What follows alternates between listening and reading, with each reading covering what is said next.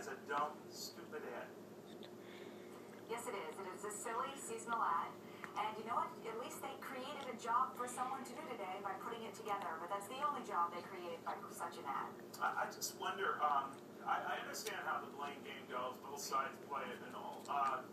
But I cannot imagine it endears a single additional voter to your camp with that pitch, much as I don't believe it does when the left goes after the right with the same approach. So what's the idea? Where do you think we're ending up?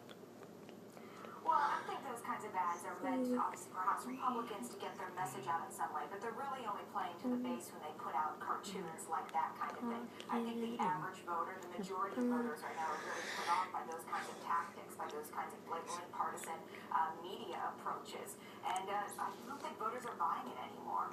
And you know, they assume that, all right, the House did all this stuff, and the Senate didn't. As if everyone knows the House is Republican, the Senate is Democrat. There are a lot of assumptions made here. So if you're preaching to the choir, you're not even being consistent with the preaching.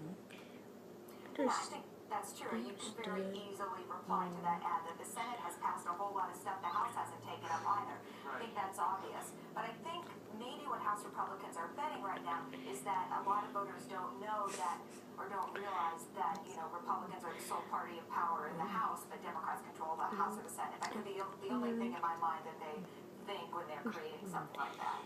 And is it any wonder then that people give serious thought to an independent candidacy? Because in more than half a dozen states right now, that is a very popular move where most voters do identify themselves as independents. What do you think of that?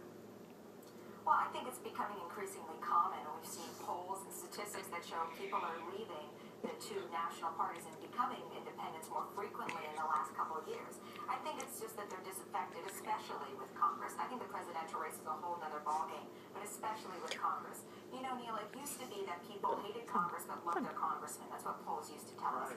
And now we look at polls, and people not only hate Congress, but they hate their congressmen too. And that's why we've seen these incredible wave elections, these throw-the-bombs-out elections year after year these last couple of years. And it's only going to continue these kinds of antics. Sure, thank you very much. Have a good weekend. You too. All right, when we come back, Steve Martin, Jon Corzine.